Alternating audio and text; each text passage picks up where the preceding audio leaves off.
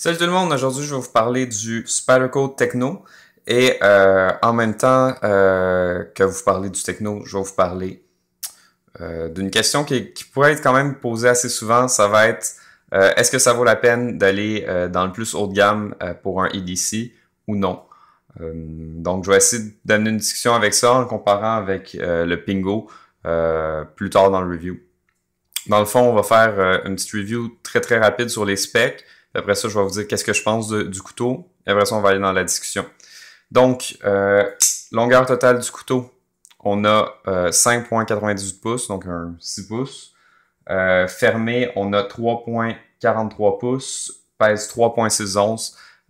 Dire comme sur le site de Spyderco, c'est un Little Big Knife, très épais, quasiment un demi-pouce d'épais. C'est très lourd comme couteau.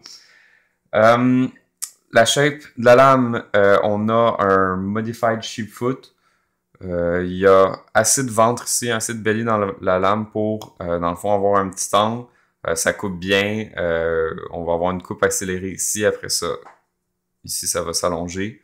La petite descente ici permet vraiment d'aller pouvoir poser le pouce très confortablement pour faire du travail plus rapproché. Vraiment, j'adore pour la cuisine comme ça. Aller pincer ici et mettre son doigt ici, ça peut être très confortable. Je parle sur le jimping ici. Qu'est-ce qu'on a? Donc, une lame 2,55 pouces, 2,34 pouces de longueur de cutting edge. L'acier, c'est du CTS XHP. Ça vient de la compagnie Carpenter, qu'on voit ici. Dans le fond, c'est vraiment un super steel. C'est vraiment assez extraordinaire comme acier. Très rust resistant. C'est à peu près aussi tough que du D2. Dans le fond, l'épaisseur de la lame, 1,77 pouces. C'est très épais pour ce qu'on a comme stock d'une lame de cette longueur, surtout. La pointe, c'est sûr qu'avec un stock aussi épais que ça, la pointe est super solide. On peut endommager le bout du tranchant ici, mais vraiment le reste, là, ça va se réparer très bien. C'est super solide. N'ayez jamais peur de briser ce couteau. Vous allez pouvoir fracasser plein de choses dessus sans problème. Le grind, c'est un full flat grind. Comme vous le voyez, il y a vraiment rien d'autre à dire que c'est un full flat grind.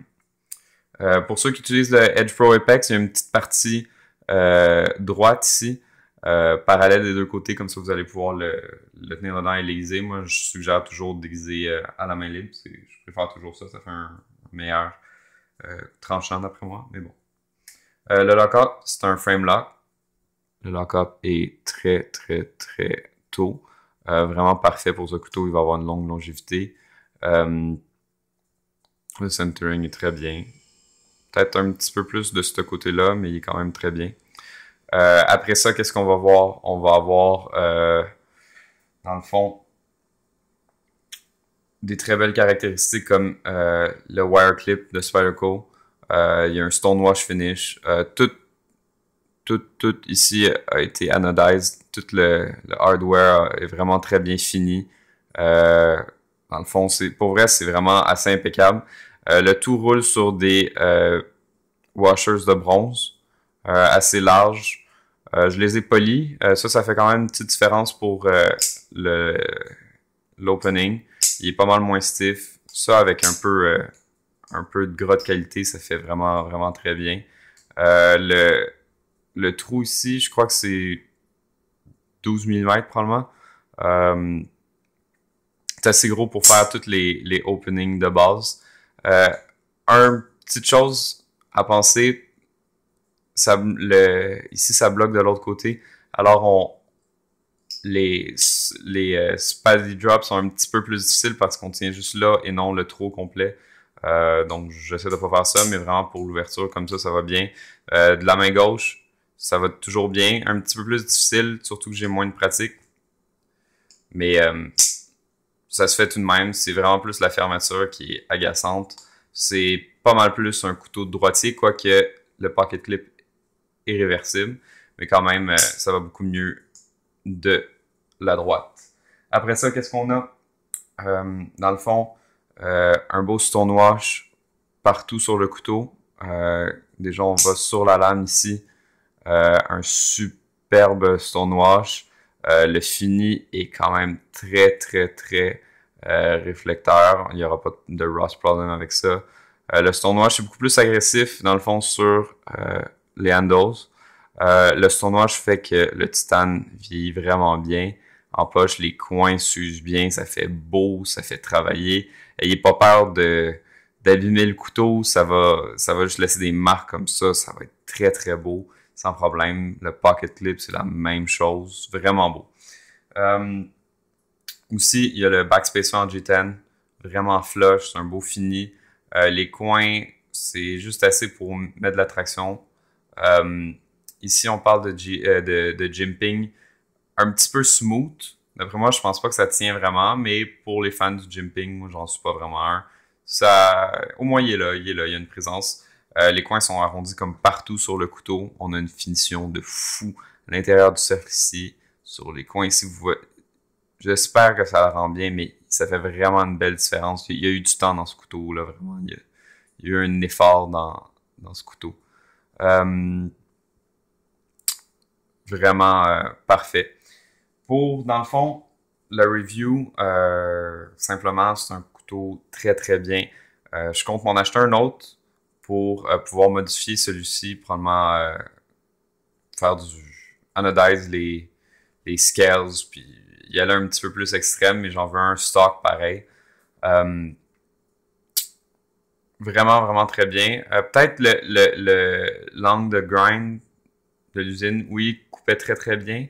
Mais des fois, je le trouve un petit peu inégal. Je trouve ça un petit peu agaçant des couteaux si chers avec une finition si parfaite. Puis c'est vraiment le dernier grind de la lame qui en prend un peu. Ça, je trouve ça dommage. Mais à part ça, vraiment absolument rien à redire sur ce couteau. Le design est vraiment bien. Il me fait penser un petit peu à l'Albatros de Boker, mais avec des matériaux, une coche au-dessus et vraiment une plus belle finition. Pour la comparaison, je vais sortir ici mon Pingo que j'ai fait. J'ai fait les scales même un petit peu plus épaisses que le stock, mais on va le comparer quand même.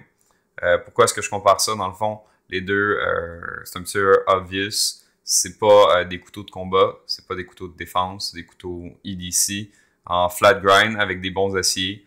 À part ça, quoi d'autre? C'est à peu près une longueur totale pareille.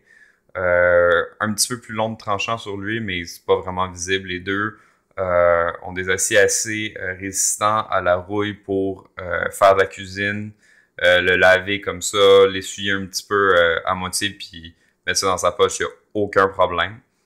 C'est sûr, lui, j'ai enlevé le pocket clip en le refaisant, mais c'est pas grave. Avant, il venait avec un wire pocket clip, vraiment le même truc. Donc, des couteaux assez similaires. La seule chose, c'est que lui, on s'en tire pour 205$ shippé. Et on s'en tire pour en bas de 70$ shippé. Là, on parle de dollars canadiens, bien sûr.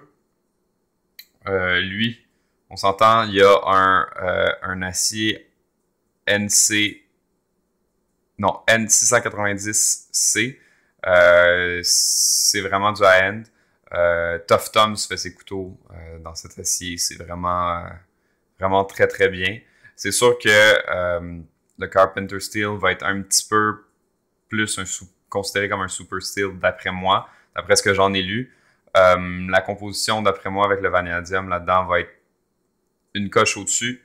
La résistance va s'apparenter au D2 pour cet acier, mais quand même, pour ce qui est comme de tous les jours, là, pas une grosse différence une grosse différence, mais pas une grosse différence ressentie sur l'acier. Ça, c'est sûr. Qu'est-ce que ce 130$ va chercher? Ça va être sur la finition, sincèrement. On regarde ici le jimping très bien, très très très très bien sur le Pingo. Par contre, les angles sont très droits. Les angles sont rough. Le grind, c'est un beau grind. Regardez, il y a quand même une très belle finition. On est dans le Spyderco. Une belle ligne arrondie ici sur le grind. C'est une très très belle finition. La seule chose, c'est qu'on va aller chercher des choses comme ici, Toutes les markings sont faits au laser etched. Ici, on va aller chercher quelque chose vraiment plus gravé pour les markings. Ça fait une différence. On regarde l'araignée ici. Il y a du relief sur l'araignée. C'est vraiment beau. Ça a de la gueule. Il y a une différence sur le fini. C'est vraiment... Tout est là. Tout est sur la petite finition que vous voulez. On regarde ici les coins beaucoup plus ronds, beaucoup plus arrondis. Beaucoup plus de temps sur ça. On va aussi parler de matériaux ici. C'est sûr, j'ai pas les handles originales, mais dans le fond, ici, on a du G10. C'est sûr que ça ajoute un petit peu au coût, mais les autres, ils venaient avec du FRN. Moi, j'avais la version orange, très belle, mais un peu plus enfantine. Là, quand on parle ici de Titan Stonewash, on est quand même une coche au-dessus. On est plus dans le businessman là, qui va porter ça. Ça fait une différence. Là. C'est vraiment... ici, on est dans des couleurs beaucoup plus vives. Normalement, dans le Pingo, c'est sûr, on peut le prendre noir, mais je le trouve un peu plat. Vraiment, même, comme là, j'ai ajouté un thumb stub.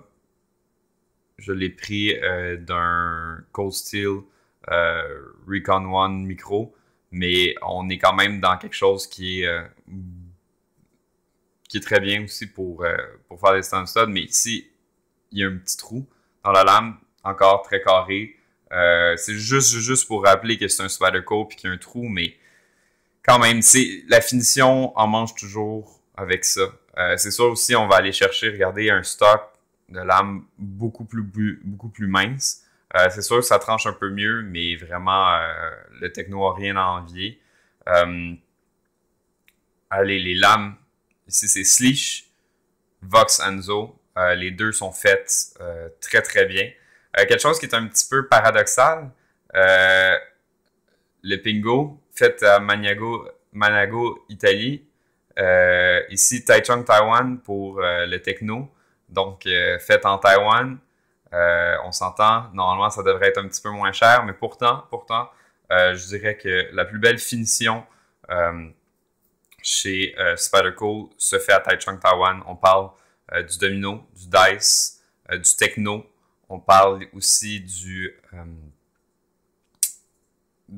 flipper, le Sautern. Vraiment très, très, très belle finition. On a les plus belles finitions, d'après moi, chez Spyderco sont à Taichung, Taïwan, mais quand même, faites en Chine, faites en Italie. La main-d'œuvre est beaucoup plus chère en Italie. Ils devraient quand même compenser pour ça. Tout de même, les résistances sont quand même très, très bien faites. La finition est impeccable sur le techno. C'est ça qu'on va aller chercher. On va aller chercher, dans le fond, quelque chose qui va faire une petite différence par rapport à un couteau plus basic. C'est sûr que là, on est dans le Spyderco. On n'est pas dans le Gerber ou dans le Kershaw, qui est de l'entrée de gamme, selon moi, dans le monde du couteau. On est quand même... c'est la coche, mais qu'est-ce que vous allez chercher? C'est sûr, c'est une discussion assez intéressante. Moi, je suis un passionné de couteau. C'est pas pour rien que j'ai les deux. J'ai eu de la misère à faire un choix entre les deux. Ça fait beaucoup plus longtemps que j'ai mon Pingo que j'ai mon techno. Par contre, est-ce que la finition vaut la différence? Si vous êtes un passionné de couteau, oui, totalement. Avoir un stonewash qui reflète comme ça, c'est malade.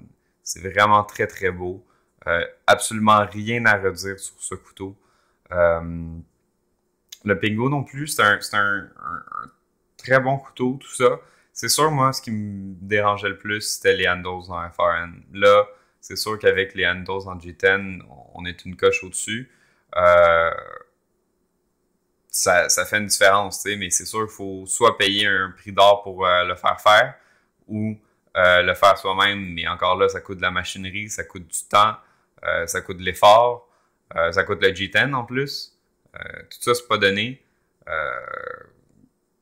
Donc, c'est sûr que je dirais à peu près, tu sais, quelqu'un qui connaît pas les couteaux, là, il arrive, il y a ces deux-là, les deux, il va leur trouver de la personnalité, tu sais, mais avec le FRN orange, c'est sûr que la plupart vont aller vers le techno parce que c'est plus beau. C'est sûr aussi, on parle d'un beau blade centering, d'un lock-up parfait. Ce couteau va avoir une plus longue longévité qu'un Pingo normal. Ça, il n'y a rien à se cacher là-dessus. Il y a une grosse différence sur la qualité, sur la longévité, quand on va vers des matériaux comme le titane, quand on va vers des matériaux originaux comme le FRN, pour ça. C'est sûr, il y a une grosse différence là. Mais après ça, ça dépend qu'est-ce que vous voulez faire. Moi, ça m'apporte une grosse utilité de trouver mon couteau beau, de pouvoir jouer avec, de sentir la qualité. Si vous y allez pour tous les jours, vous allez peut-être être mieux avec un Pingo ou un Endura ou un Delica. Ça dépend vraiment de ce que vous voulez, mais quand on parle de qualité, c'est sûr qu'on va aller chercher vers des coûts plus élevés. Mais là, ça vaut vraiment la peine. C'était vraiment cette question que je voulais montrer, c'est que même sur un couteau qui a une valeur exceptionnelle selon moi, qui est le Pingo, on va quand même vraiment chercher quelque chose, une coche au-dessus quand on va dans le plus haut de gamme, quand on va dans le techno, quand on va dans le domino, quand on va aller vers le Southern. Southern, ça va sûrement être ma prochaine acquisition, là, quand je vais pouvoir me l'aborder, je vais aller vers le Southern. C'est vraiment, on parle de haut de gamme, de plus belle qualité, puis je pense que ça vaut la peine si vous êtes un passionné. Alors, à prochaine. Je vais probablement faire un petit peu d'autres reviews qui s'en viennent. J'ai été un peu malade dans les dernières semaines, donc ça a été un petit peu plus difficile de pousser les vidéos, mais il y en a quelques-unes qui s'en viennent d'ici peu. Alors, à prochaine. Merci beaucoup. Likez, partagez, abonnez-vous. C'est toujours très, très, très gratifiant pour moi. Alors, passez une belle journée. Bye bye.